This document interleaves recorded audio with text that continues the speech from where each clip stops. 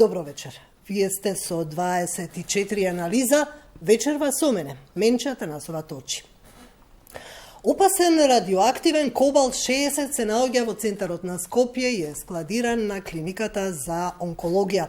Тоа е таа клиника во центарот, во срцето на градот, каде што се лекуваат болните од малигни заболувања од цела држава.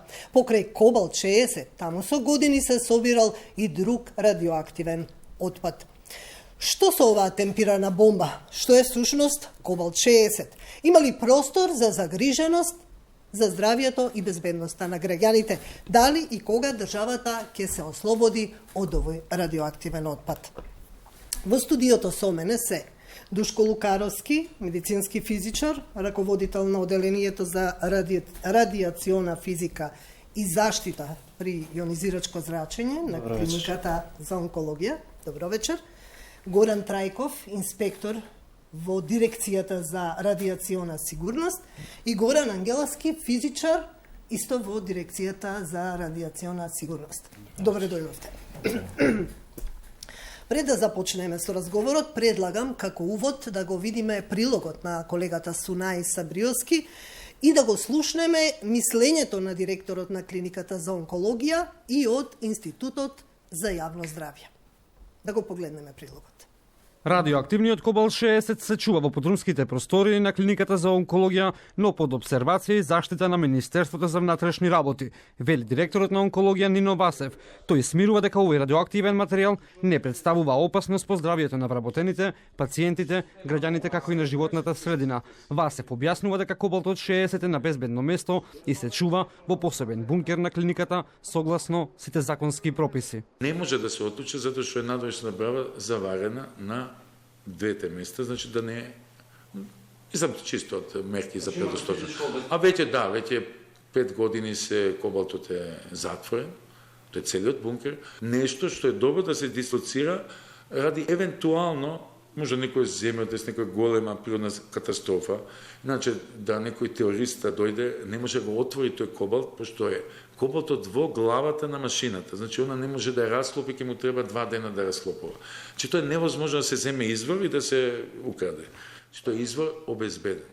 Покрај овој кобалт-60 на клиниката за онкологија последниве години бил складиран и друг радиоактивен материјал за кој исто така се чекало да биде дислоциран, потврдува директорот Васев. Тука имаме повише стари извори, некои извори се дури од 70-68 година, кои што за време уште и на Југославија немаше начин да се транспортираат. Дури тоаш и во југославенско време имавме некоја наредба да се складираат кај нас во подруг.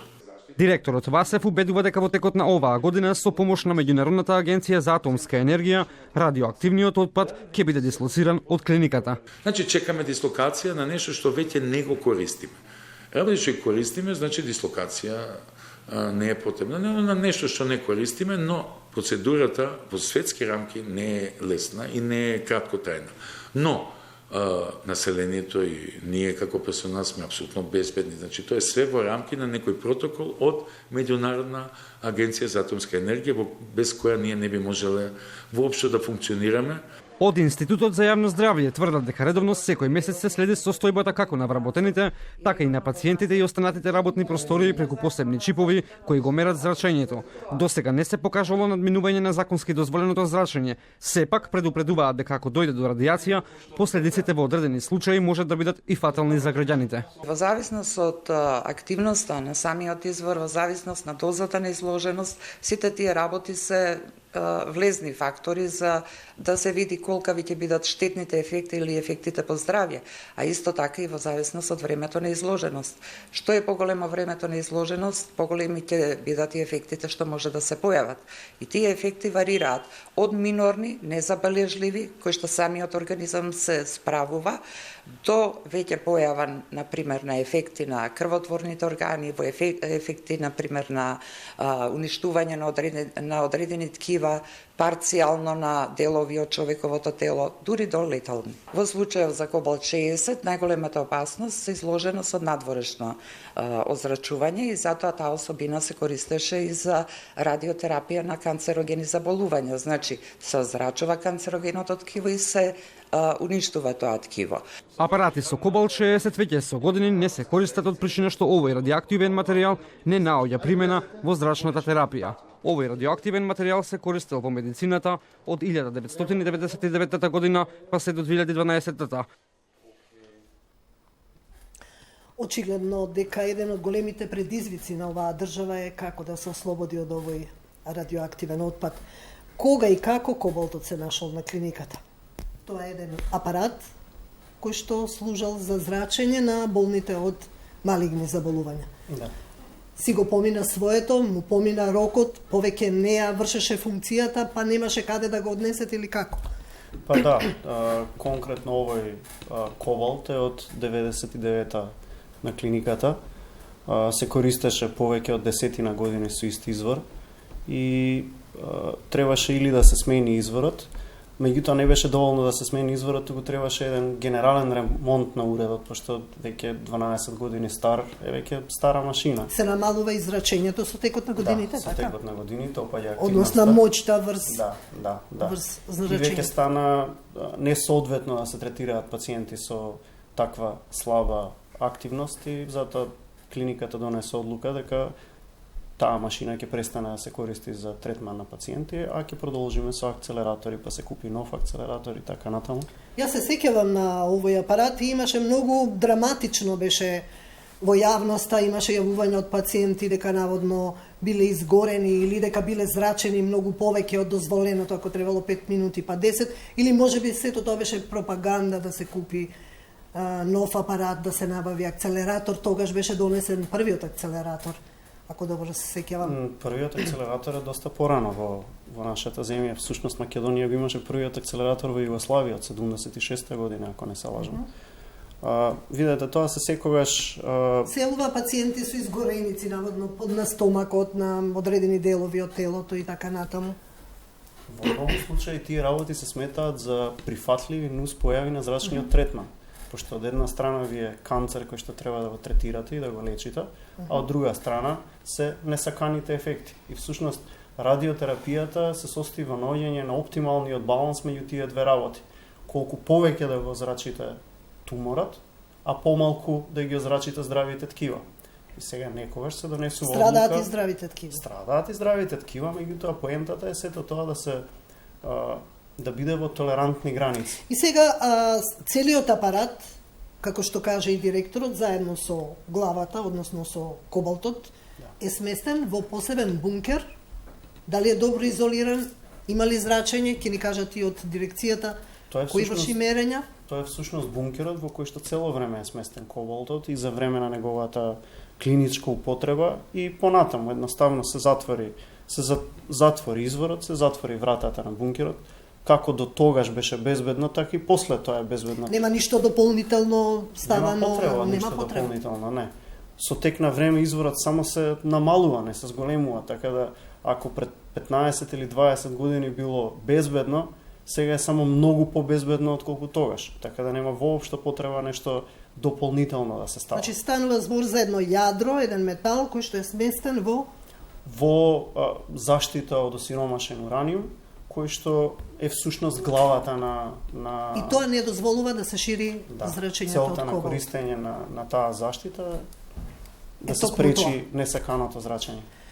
Кога вие како дирекција прв пат слушнавте и дознавте или знаете од самиот почеток за овој апарат, за кобалт? Да, за апаратот знаевме од самиот почеток, наку дирекцијата е формирана 2002 со донесување на законот, тоест воспоставена како самостојен орган на државна управа, формирана со назначување на првиот директор во 2005 година и функционална од 2006 година со првите вработувања. Така да ние од самиот почеток знаевме дека на клиниката за радиотерапија и онкологија постои кобалт 60 радиоактивен извор за третирање на пациентите и дека тој кога се формираше дирекцијата тој беше во функција. Зашто исто клиниката за радиотерапија имаше доби дозвола од дирекцијата за да го користи кобалтот за зрачна терапија за пациенти. Претходно тие дозволи беа во надлежност на Министерството за здравство, односно државниот санитарен здравствен инспекторат. Самата дирекција. Да, дополнително после тоа надлежностите преминаа кај дирекцијата и дирекцијата издаваше дозволи, бараше сите потребни документи, мерења на работните средини, на околните простори, проценка на изложеност од овластен сервис институција. Бидејќи во државата нема каде да се чува, кој одлучи? Вие како дирекција одлучивте да се складира, да се пломбира, да се... Така, тоа е во Законот за заштита од ионизирачко зрачење, предвидено е дирекцијата да предложи локација за национален склад и за истото да добие мислење од Министерство за здравство и за животна средина. Меѓутоа има уште еден друг член односно истиот член, друг став, дека додека не се изгради локација национален склад, редакционите извори се складираат кај правното лице, сега доколку постојат... Кој што ги поседува. Да, така. Собственик, корисник, значи на овој редактивен извор Кобалт 60 е клиниката за радиотерапија, со оглед на тоа што таму има веќе соодветен бункер каде што е сместен изворот, кој како што спомна и колегата Душко, изворот се наоѓа во глава до сормашен ураниум, дополнително во бункер кој што е заштитен, заклучен, има видеонадзор, има обезбедување, има неколку пати надградба на самото обезбедување, ќе дојдеме до тоа преку разни мисии. Кој ги врши мерењата? Можат ли да се чувствуваат пациентите, вработените, дали се безбедни? Има ли можност од контаминација? Јас верувам дека клиниката има, рековте, 11 физичари и тие се токму заради тоа таму. Доаѓате ли вие како инспекција, како дирекција? Како што спомнаа мојот колега, дирекцијата за радиационна сигурност е надлежна за и издава дозволи за вршена дејност со извори на ионизирачко зрачење на сите правни субјекти кои што користат извори на ионизирачко зрачење. А на почетокот од нашето постојање, односно нашата функционалност од 2006 година, главен приоритет ни беа изворите од прва и втора категорија. Ова е извор од прва категорија. Кобалтот 60 што се наоѓа на онкологија е извор од прва категорија, еден од најјаките и единствен извор во државата од прва категорија. Значи главна преокупација, односно главна цел ни беше да се регулираат, односно да се стави под контрола, односно тие си беа во контрола, меѓутоа со законски оние надлежности кои што требаше они да ги исполнат. Не прашавте кој ги врши мерењата. Значи постојат во државата два технички сервиси, едниот е Институтот за јавно здравје и едниот е една приватна институција Екотех дозиметрија. Значи, они се акредитирани лаборатории, институции, односно... И колку често се мерат? Значи, законски мерењето на амбиенталниот дозен еквивалент и контролата на квалитет на апаратите, што постојат и на онкологија и во другите клиники, се врши еднаш годишно. Исто така, вработените кои што се професионално изложени, мислам, обавезно нивна задача е да носат персонални ТЛД дозиметри, кои што очитуваат примената доза. И сами реагираат? Тие не реагираат сами, меѓутоа еднаш месечно, пошто поради тоа што вработените на онкологија, поточно на онкологија се работници, односно професионално изложени лица од категорија, тие се задолжени еднаш месечно да ги очитуваат тие ТЛД дозиметри и доколку се случи некоја поголема примена доза од таа дозволена референтна ниво кое што ние реагираме, односно техничкиот сервис први ни известува нас како надлежно тело, а потоа го известува одговорното лице за заштита од зрачење, кој што понатаму ги спроведува тие истраги натрешни каде што... Се случило ли такво нешто да има повеќе од дозволеното со тие на ТЛД дозиметар? Да, во реалност не, затоа што имавме случај пад на ТЛД дозиметар во бункер и самиот ТЛД дозиметар озрачен, меѓутоа не и вработените. Имавме еден или два такви случаи. Сега беше пред 2 недели имавме случај каде што инспекцијата од дирекцијата за радиационна сигурност проведе истрага на еден вработен во акцелераторот, не во бункерот кај Кобалтот, поради тоа што тој не работи.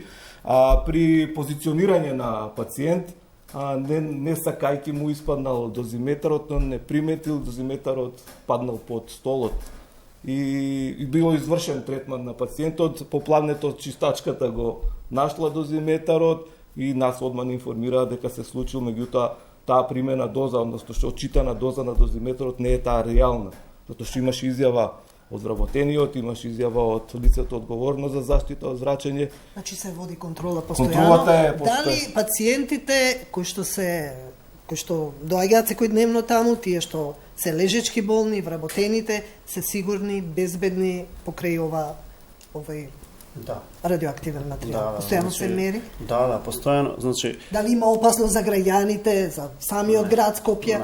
Не. Тоа зашто колегата зборуваше, тоа се законските процедури кои што се разбира мора да се следат. Така. Настрана од тие законски процедури, во рамките на добра пракса, ние си правиме собствени внатрешни мерења на извесен период, многу почесто од една година, чисто колку да знаеме, не дека очекуваме, дури напротив, не очекуваме дека ќе има некаква промена, ама чисто да знаеме, поминуваме со дозиметар да видиме дали е се уште да не се случило нешто што... И вие сте таму, во близина, и вие сте во подрумските простори, точно, вие престојувате таму. Точно. И нашите колеги се таму, и пациентите се таму, и така натаму. И пациентите сите апарати за снимање се во подрумските простори. Целиот систем е така поставен да има повеќе нивоа на одбрана. Ние сме прво ниво, технички сервиси второ ниво, дирекција трето ниво, надворешни аудити и така натаму, и така натаму. Така да, после сите тие нивоа на одбрана, да, можем да кажем и пациентите и персоналот е безбеден. Но самиот збор Кобалт 60 и самото тоа што ете под обсервација на МВР малку ги плаши луѓето. Што всушност значи Кобалт? Кој ќе ми објасни од вас што е Кобалт 60?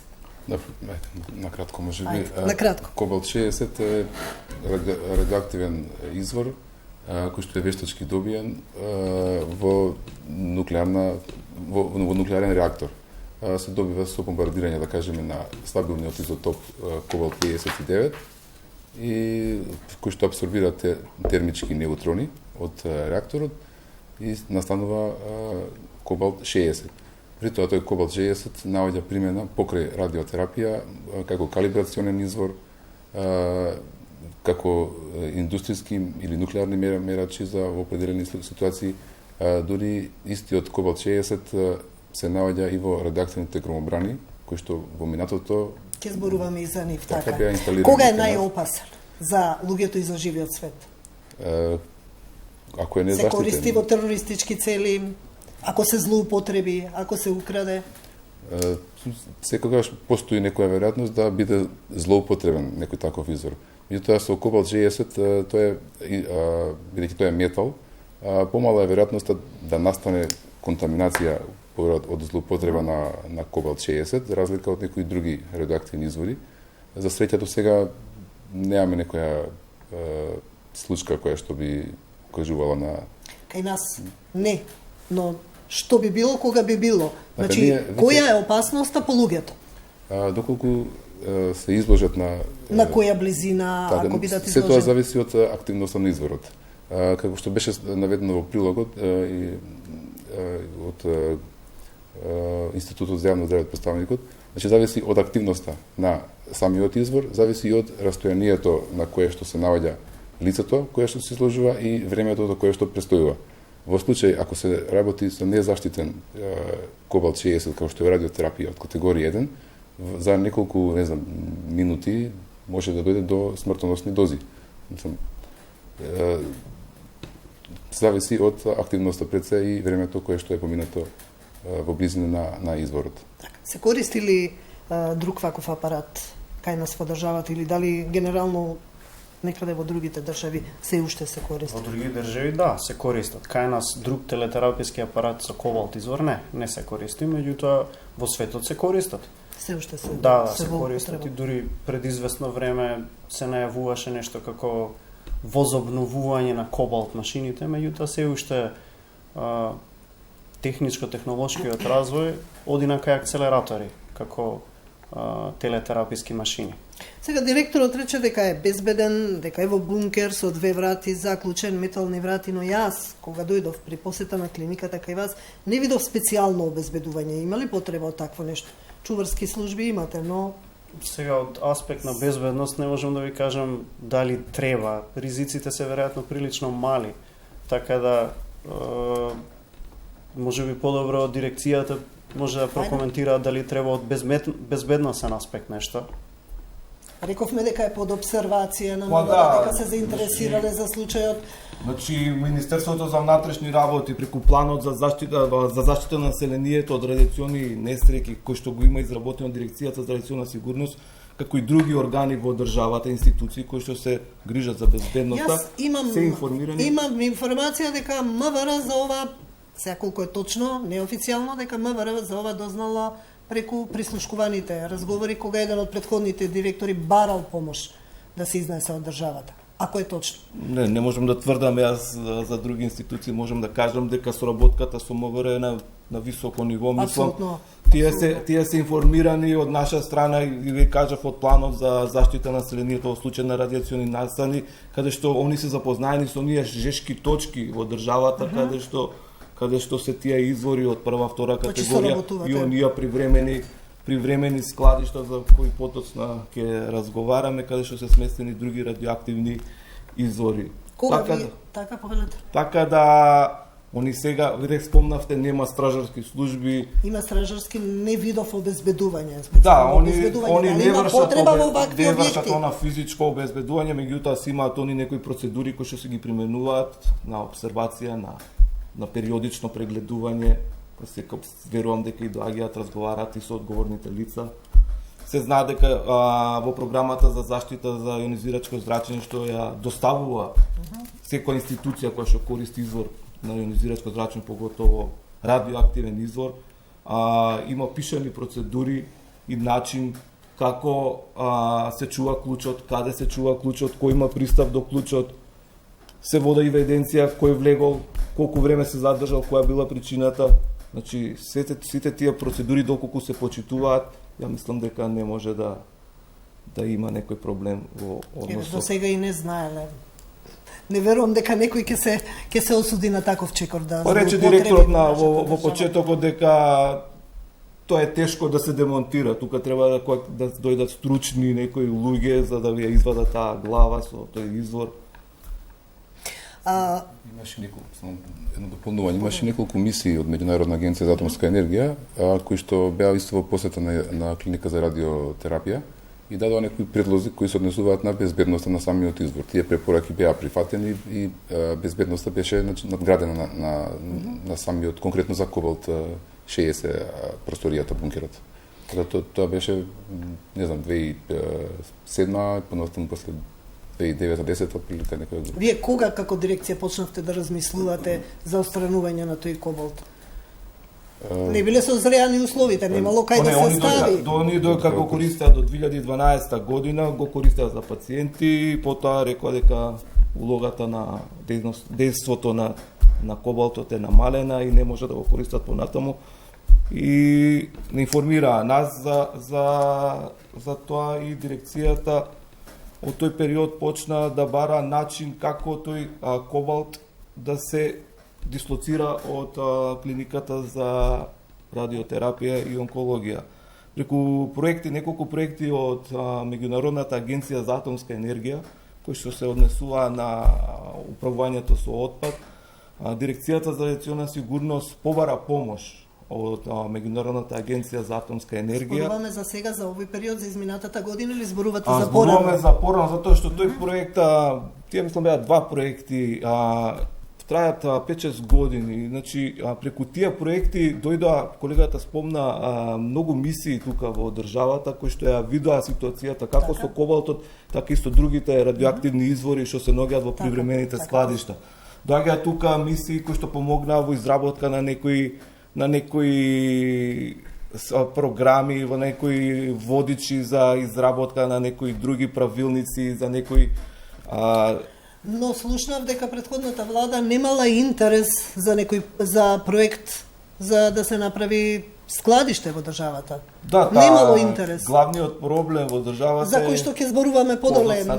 Во ред, ќе зборуваме подоцна, меѓутоа да продолжам со овај проектот што се однесува за кобалтот. Лани на почетокот на годината добивме една информација, односно писмо од Меѓународната агенција за атомска енергија дека со помош на Department of Energy of Соединетите американски држави и од Европската комисија биле собрани финансиски средства поради тоа што дислоцирањето на изворот транспортот и негово складирање во некоја друга земја чини од 150 до 200.000 евра, што представуваше голем трошок како за клиниката за радиотерапија, така и за дирекцијата. Не, дирекцијата нема плати ништо, туку и за државата. Што е за државата 200.000 евра? Па добро, се пак со тие 200.000 може да се купи. Ако се изградија толку споменици за еден радиоактивен извор, можеше да се остави. Не, со тие 200.000 може да се купи некој нов апарат или да се одржуваат во стоечките апарати што се наоѓаат во. Но на онкологија нема само кобалт.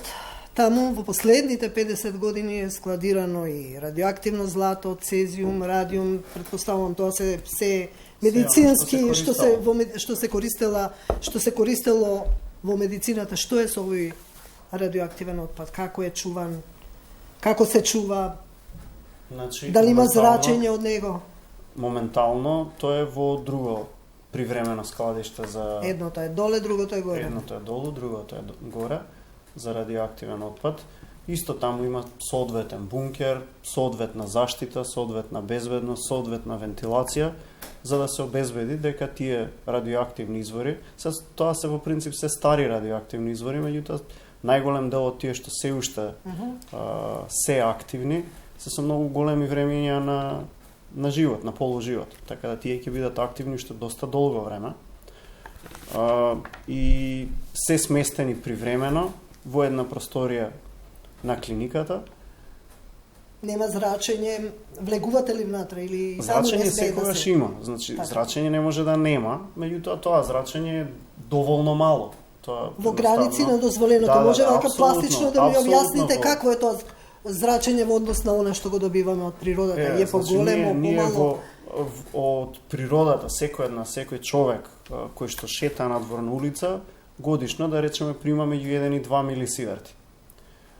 Кога би седел таму човекот цела година, би примил помалку од тоа. Не разбирате? Така да никој нема да биде загрозен. Никој нема реално да биде... Да, се е под контрола, никој нема да биде загрозен.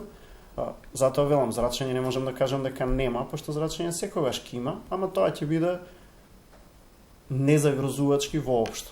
Така.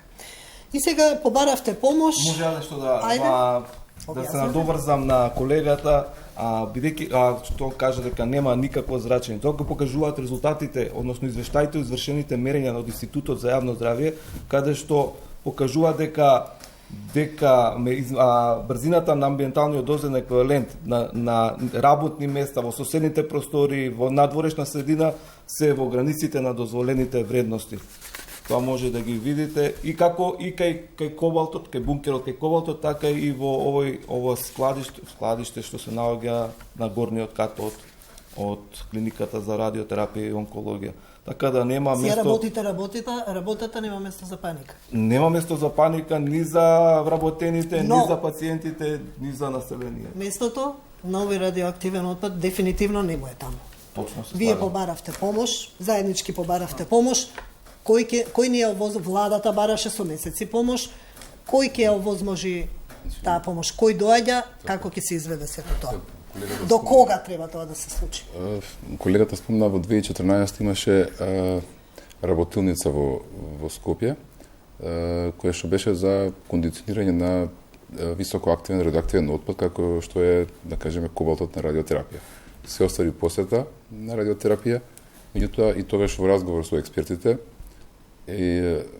ни беше прво кажано дека има некои можности да се побара помош да се врати радиоактивниот извор во земјата на потекло, тоест Франција. Уште истата недела, истиот ден направивме прво консултација со клиниката за радиотерапија, да добиеме официјално барање од нив дека не го користат уште еднаш, дека сакаат да го дислоцираат. Тоа беше пратено до дирекцијата. Од дирекцијата беше направено ново барање. Во прилог тоа барање што е од радиотерапија, испратено до Меѓународна агенција за атомска енергија. Со седиште во Виена. Така. И после тоа влезе во процедура. Сега очекувавме да оди тоа побрзо и не само ние во дирекцијата и клиниката за радиотерапија, туку и од Виена. Меѓутоа имаше определени не проблеми, меѓутоа одлекување поради финансиски причини. И сега конечно добивме одговор дека ќе е влезена нова процедура дека има повеќе заинтересирани страни кои што би сакале да го земат радиоактивниот извор, кој што понатаму не мора да биде складиран, може да се користи за друга намена, значи како калибрационен радиоактивен извор. И беше пратен исто и нацрт договор во кој што се предвидени условите за сите заинтересирани, да кажеме, страни од Како ќе се изведе тоа? Кога ќе се случи?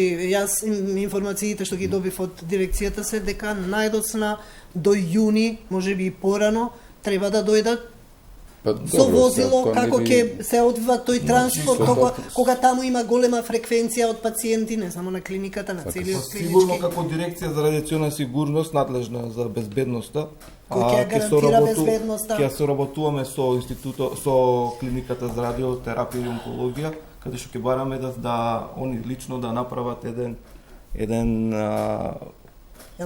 елаборат проект како ќе се изведе тоа. Сигурно дека тоа ќе се изведе во време кога ќе на клиниката постојат помалку пациенти, сигурно ќе се изведе можеби во попладневните часови, ќе бараме од нив да се обезбеди низ клиничкиот центар, знаеме каков е метежот со возила, ќе се бара да се обезбеди некој слободен коридор каде што камионот, сигурно тоа ќе биде камион каде што таа глава со радиоактивниот извор ќе биде складирана во посебен контейнер и ќе со пратња на дирекцијата за радиациона сигурност, инспекторите, ќе се побара и пратња на полицијата, ќе се извезе до граница. Се во зависност дали ќе оди за Германија, дали ќе оди за Франција или ќе има интерес, не знам кој го добил тендерот на распишан што е во Меѓународната агенција за атомска енергија, се спомнуваше дека можеби ќе се оди за Канада или ќе оди за Соединените американски држави. Тоа во другата држава, да кажеме, ако е Србија, ја презема безбедноста, ја презема другата држава. Меѓутоа ќе треба, ако е Србија, поради тоа што не е членка на Европска унија, ќе мора да од таму да се извади дозвола за транзит низ таа држава. Додека членките на Европска унија тоа не го барат. Ако се иде за Америка, сигурно може, или за Канада, сигурно може ќе се оди со брод. Тоа ќе утврдиме покасно кога ќе го знаеме кој ќе биде правниот субјект кој што ќе го преземе изворот и ќе го транспортира. Сега одиме на тоа дека во државата има, рековте, 16 локации. 4 од нив се во Скопје. Најопасниот е токму на клиниката за онкологија. Кои се другите локации? Како што кажа, можете да ги кажете. Не е проблем, мислам, тие локации се назначени во планот. Не ве прашав каде се планира отом потом, ајде, подосна да ви кажеме за складиштата. Значи, во Македонија постои оној историски отпад, така го викаат, историски радиоактивен отпад, поради тоа што ние немаме производство и тоа се сите извори стари кои што се поставувале и се користеле во годините од минатиот век, од 70-тите, 80-те. Тука спаѓаат громобраните, тука спаѓаат некои, како што кажа колегата, некои игли или некои други извори кои што се користеле во медицината и имаме исто така овие јавувачи на пожар. Сите тие се извори од четврта и пета категорија. Тие се далеку послаби извори неголи оној што е изворот кобал од прва категорија. За жал, државата нема национално складиште, кое што... Ја испуштивме можноста пред неколку години да го добиеме проектот. Конкурирахме на еден ИПА проект кој што го добивме заедно со Црна Гора и Косово. Името на проектот беше симнување на сите радиоактивни громобрани што се поставени во државата и повлекување на радиоактивните извори од овие привремени складишта. Значи, немаше интерес во државата, проектот пропадна или? Проектот го искористи, можам да кажам, само Црна Гора, поради тоа што они го има тоа складиште, веќе изградено и лиценцирано. Кај нас од тој проект се извршија само две фази. Првата фаза беше контрола на регулативата што ја имаме, која што задоволи. Втората фаза беше посета, односно разгледување на тие радиоактивни громобрани, каде се поставени, колку се и кога дојдовме до третата фаза за складиште, ние тука пропаднавме. Косово, они па нема ни регулатива, не ни знаеа, нема ни евиденција за... Кој од регионот немаме ние складиште? Од регионот немаме ние и Босна и, мислам, и Хрватска нешто... Ко да нема. Нешто прави, меѓутоа нема резултати. Застанавме кај 16 локации, тоа се нешто специфично. Кои се во Скопје, например? Кои што во минатото користеле радиоактивни извори, како што беше случајот со клиника за радиотерапија, се ги складираат изворите во собствено. Меѓутоа има двор. Така. Меѓутоа има 3 локации кои што покрај тоа што имаат своји извори или што работеле со користеле радиоактивни извори, во минатото собирале радиоактивни извори од други институции, како например радиоактивни громобрани, јавувачи на пожар, некои извори за радиотерапија, меѓутоа претежно се громобрани и индустријски мерачи. Са тие локации се влезени во националниот план за заштита од радиација. Во Скопје има има 3 други локации.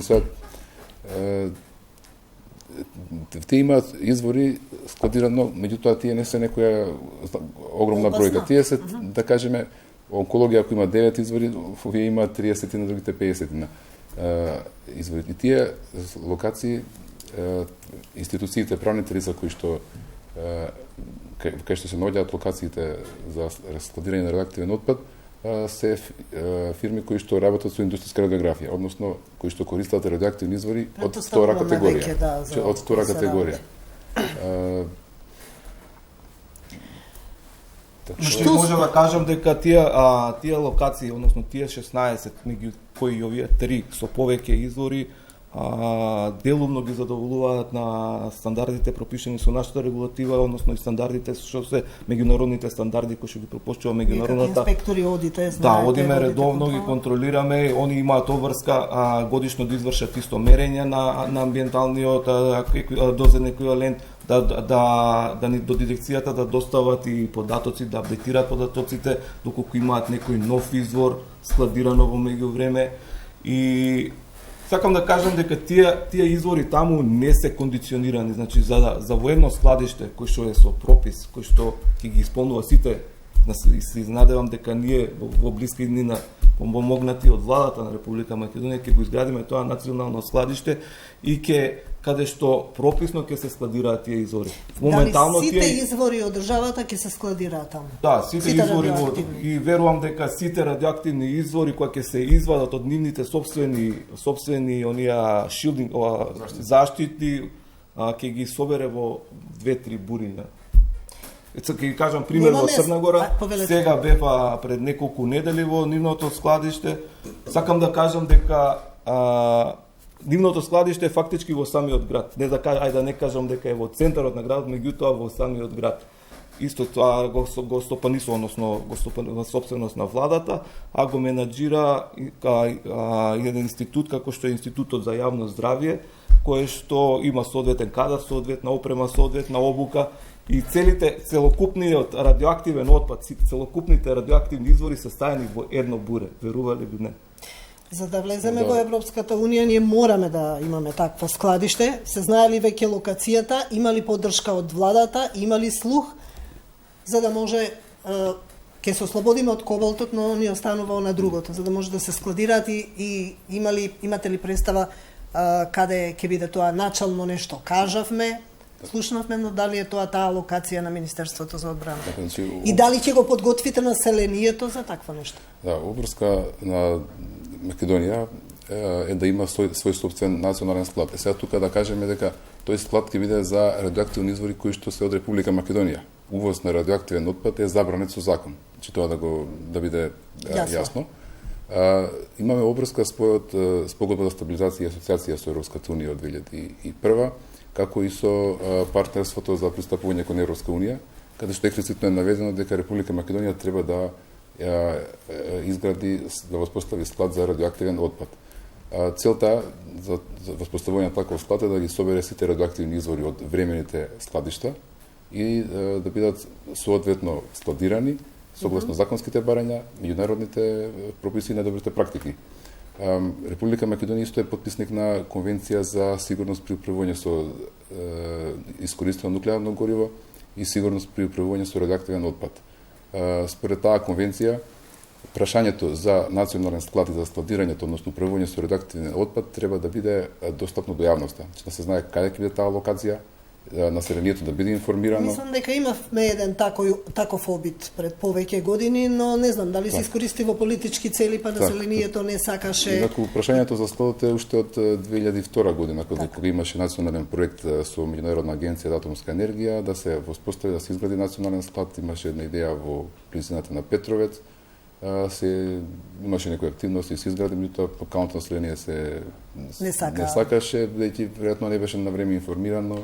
Во меѓувреме се пристапи кон нова локација, меѓутоа исто беше грешка, тоа идеше пак као класифицирана информација, мада нема воопшто потреба.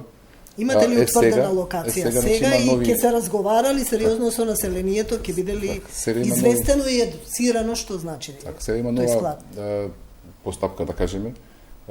Започнати се разговори за исполнување прво на оваа опрска што ја имаме кон Европска унија, меѓутоа и нашата цел да имаме национален склад. Има разговори со Министерство за одбрана, Министерство за животна средина, Министерство за здравство и веќе е понудена една локација која што не е конечна, тоа е само како предлог локација, треба да се разгледа, да се види дали одговара.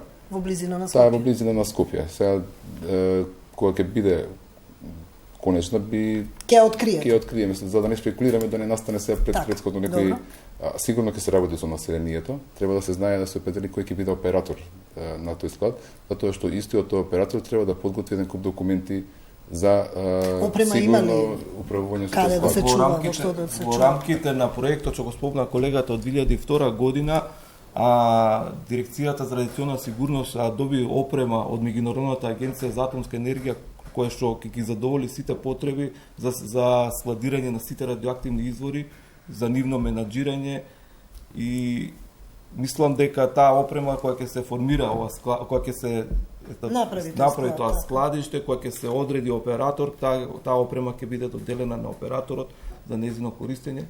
Дирекцијата може тука да понуди друга опрема која што има, која е добивала како донација од Меѓународната атомска енергија. Се сме имале, ама немаме простор. Немаме простор и немаме оператор. Значи, тоа беше главната причина. Се надевам дека оваа влада има некој слух, имавме некоја инспекција од Меѓународната агенција за атомска енергија во ноември. Имаше сугестии некакви? Представници од таа комисија беа експерти од Меѓународната агенција за атомска енергија и други експерти од други држави. Остварија средби во кабинетот на премиерот, во кабинетот на Кочо Ангјушев, се оствари средба во Министерството за здравство и сите појавија интерес тоа да подпомогнат. Спомна колегата, во меѓувреме ние одржавме некои состаноци со заменик министерот од животна средина, министерот од здравство, со државниот секретар во Министерството за одбрана, преку нив ја добивме таа понуда, тој објект. Па ќе видиме, се надевам дека работите ќе течат и се ќе биде окей. Јас би се вратила само на кобалтот, кога ќе се изнесе од државата, кога ќе се изнесе од таа просторија, веројатно нема да остане контаминација или ќе се мери нивото на контаминација. Вие си ја знаете работата таму. Не очекуваме дека ќе има контаминација, ама се разбира дека ќе провериме. Иначе самата постапка на отстранување на кобалтот мора да биде таква да целата глава се извади.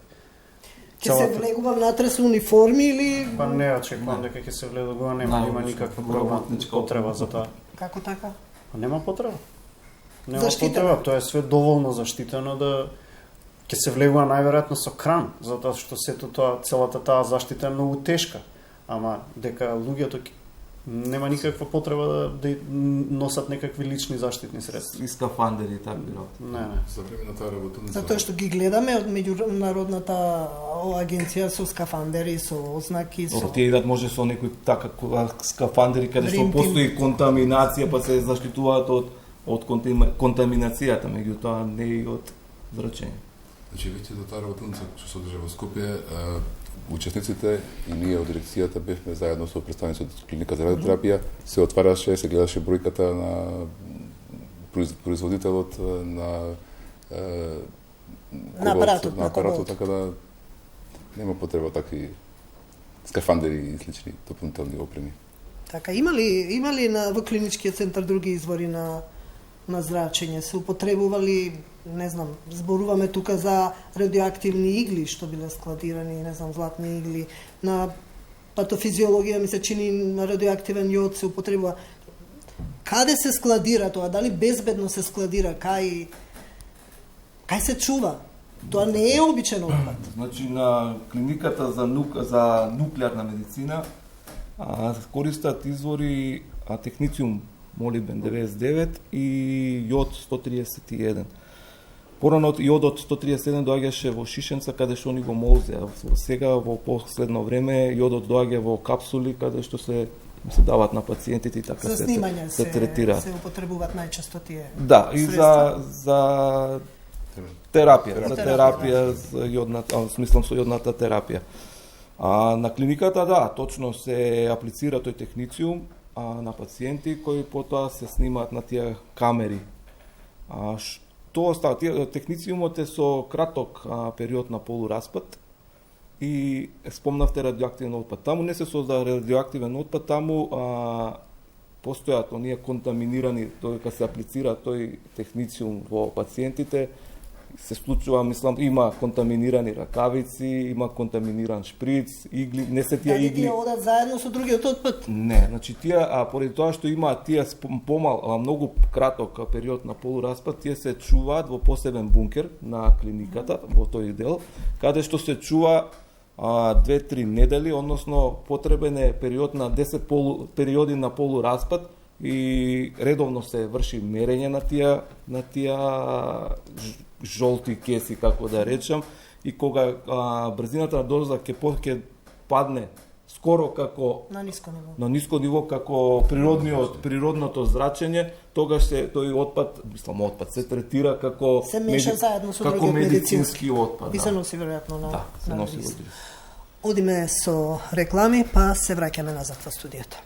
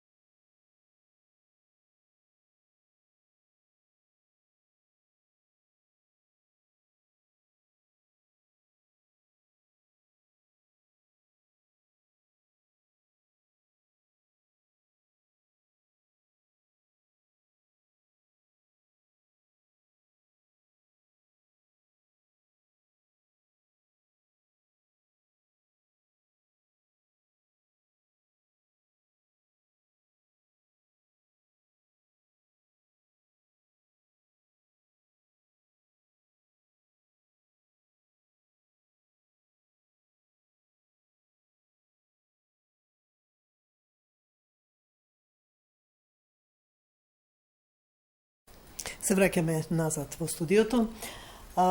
Колкав е периодот на полураспад на кобалтот како метал, како радиоактивен извор? 5,25 години во средната. Така да после тоа се намалува. Цело време се намалува активноста, меѓутоа за 5 години се намалува на пола од почетната. Тоа значи тоа. Сега некоја пракса е дека за 7 полураспади се смета дека распаднат материјалот, затоа што се намалува на околу 1% од почетната активност. Има Повелете.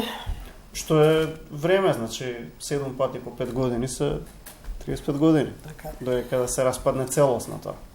Има доста случаи во светот, сме читале за злоупотреба на кобалтот.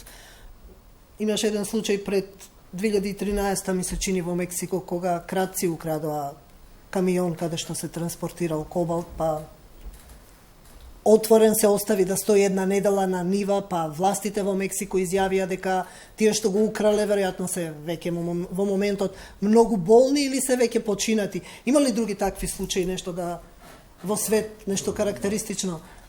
Тоа случајот со покрај тој случај со кобалт во 2013 има случаи со исто Мексико со извор иридиум 192 кој се користи за индустријска радиографија, извор од втора категорија, исто случај во Мексико, украдено возило кое пренесува иридиум 192. Сега крадците првенствено барале, го краделе возилото, не знаеле дека има радиоактивен извор. Кога понатаму ќе дознаат преку медиуми дека има радиоактивен извор, или го оставаат возилото, или пак го оставаат и изворот. Има такви ситуации, да. Има и така, смртни случаи, има и селување на население во некои ситуации. Смртни случаи во такви случаи, со тие иридиуми, може би поред, меѓутоа да го споменем еден случај за Гуајана во Бразил, каде што имаше поголема контаминација од радиоактивен извор цезиум 137, кој што бил оставен во напуштена болница. Оттаму го извадиле за старо железо, па понатаму се имал им светал изворот, го однел дома, определен работник, па настанала поголема контаминација и да скратиме, значи настанале 4 смртни случаи од тој радиоактивен извор, од таа контаминација, како и 112.000 луѓе биле евакуирани. Не евакуирани, скенирани, односно се извршила претрага дали се контаминирани. Некаде над 100 луѓе, не над 200 и нешто луѓе се пронајдена контаминација и тоа е еден поголем така позначен случај. Ова е многу сериозна работа. Како е на границите? Каква е безбедноста на државата на границите? Вие тоа контролирате и често низ годините слушаме таму стои толку време некој камион со нешто радиоактивно млеко или не знам радиоактивно железо. Значи Дирекцијата за радиационна сигурност има подпишано меморандум за соработка со Министерството за внатрешни работи, односно граничната полиција и царинската управа, односно цариниците кои што работат на граничните премини. Значи 2002 година од Меѓународната агенција за атомска енергија се добиени статични панел детектори кои што се поставени на 10 гранични премини на државата, кои што се одржувани од царинската управа. Исто така помогнати од Меѓународната агенција за атомска енергија и амбасадата на Соединетите американски држави во Република Македонија, кои донираат доста многу опрема, граничните полицајци и царинските службеници се опремени со пеџери за детекција на радиоактивност и покрај пеџерите имаат и некои додатни, односно... Смеат ли да стојат тие камиони стопирани, не го пуштате во државата? Смее ли така да стои, додека го вратите назад? Во случај, значи, целиот увоз и транзит на камиони со стар отпаден метал, старо отпадно железо, се контролираат, споминуваат низ тие панел детектори, а исто овие два технички сервиси што ги напоменав претходно вршат мерење и издаваат сертификати за нерадиоактивност во тие камиони со старо отпадно железо. Доколку се случи увоз на таков на старо отпадно железо и каде што ќе се детектира некој радиоактивен извор, тие камиони се враќаат во земјата на потекло, односно во соседните земји, додека се случи на територија на Република Македонија, пошто ние знаете имаме фабрика за топење на метал во нашата држава, доколку се случи во тие камиони да се открие некој радиоактивен метал, тогаш излегуваме ние со помош на техничките сервиси, го детектираме, го лоцираме изворот, го детектираме, идентификуваме, го вадиме и се пренесува во тие привремени две складишта. Они ги прифаќаат поради тоа што, пак ќе напоменам, немаме национален склад кој што ќе го складира прописно тој извор. Што е со громобраните? Ги спомнавте неколку пати, тоа се тие громобрани од 70-тите што беа ставани на зградите да не штитат нели од громови. Дали се тие штетни ако стојат се уште на зградите? Има ли опасност по луѓето и кој ќе биде на начинот на кој што ќе ги детектирате и ќе ги земате и ќе ги носите во тој склад што некогаш ќе се надевам во скоро време ќе го има во државата? Така, тие дека стојат не се опасни. Значи, тие се од долната страна се заштитени, зрачењето е насочено према нагоре. Тие се поставени на столбови или на кровови. Постои опасност, значи, ако паднат, то може да доведе до некоја изложеност на луѓето кои што ќе се најдат во близина. Меѓутоа, инспекторите редовно ги контролираат. Нема значење за станарите, нема опасност? Нема за во стамбени згради, колку само има една локација, дали имаше или две. Има повеќе. Меѓутоа, најголем дел се за индустријски објекти. Меѓутоа, како што кажа колегата, тој зрачи нагоре, се наоѓаат на 6 метри, тие што се на зградите се на 6 метри шипка, така да радиоактивноста доле е многу мала. Значи се е насочено, ради тоа што се поставувани во 70-тите, 80-тите години од минатиот век, како што кажа и Дуле, периодот на полураспад, дел од нив се од кобалт, дел од нив се европиум 142-134 и тие се веќе распаднати, поминати се колку 30 нешто години. Новиот кобалт.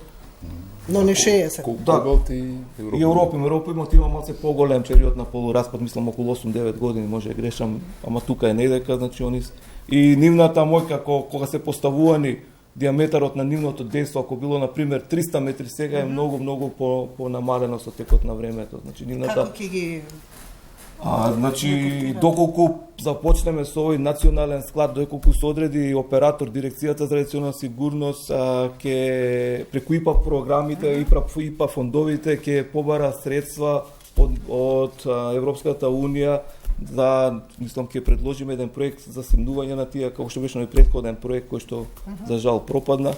Ќе побараме средства за нов таков проект, нови средства поради тоа што тоа е тие симнувања, транспортирања кошта полно и не знам дали државата ќе може да оддели средства за такво нешто. Се надевам дека ќе одвои. Има ли на клиниката уште некој извор на радиација? Акцелераторите имаат какво зрачење даваат?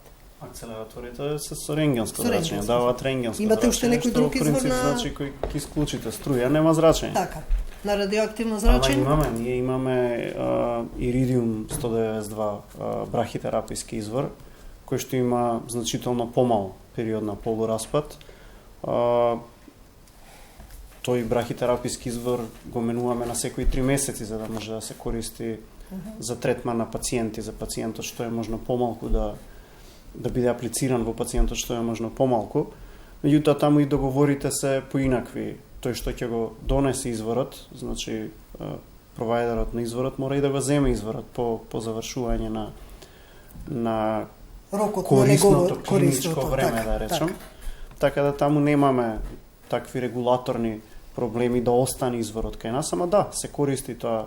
И тие се двата извори кои што ги користиме. Всушност само тоа е сега извор кој што го користиме во радиоактивен извор. Најопасниот кој што не го користи тако што треба да се отстрани. Не му е местото на клиниката, е токму кобалтот. Јас ви благодарам што бевте гости во 24 анализа, пред се благодарам на транспарентноста и волјата вака се да објасните пред јавноста. Вам почитувани, ви благодарам на вниманието, останете и понатаму да ја следите програмата на телевизија 24. Ви благодарам на вниманието.